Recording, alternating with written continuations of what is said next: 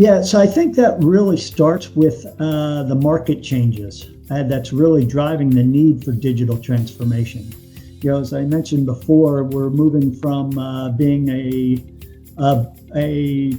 industry that was driven by the broadcast market to being an industry that's future growth is all about IP transport. And if you think about IP transport, whether you talk about the user terminal side or the gateway side, you're usually integrating with a terrestrial IP network on one or both sides of every link. And so, satellite makes up less than 1% of the telecommunications IP transport market today.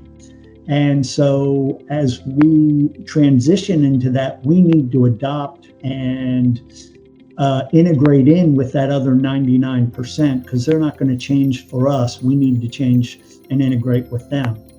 And if you think about the new software-defined HTS satellites and the LEO constellations, what they really are just basically big, complex, and very expensive network switches in the sky.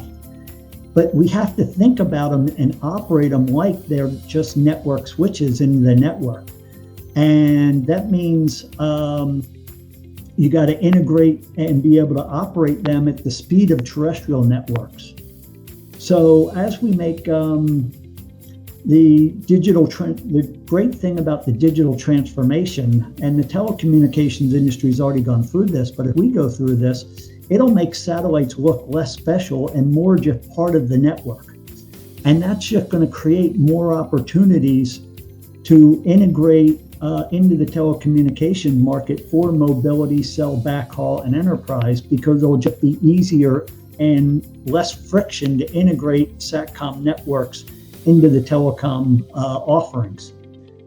And you can kind of see where this has already happened in the Earth resource portion of the satellite market.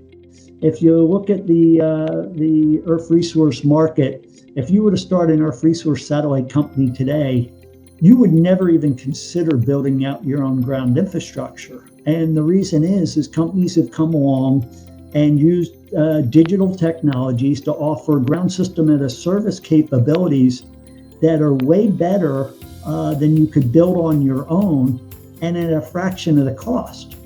And it is that same type of transformational capability that's helped the EO market, Earth resource market. I think you're going to see that in the telecom side. So as we go through this digital transformation and we can deploy services faster and more dynamically update our services and optimize our services, it's just going to create more opportunities, whether it be in cell backhaul, enterprise market, mobility, or any other of the IP transport markets.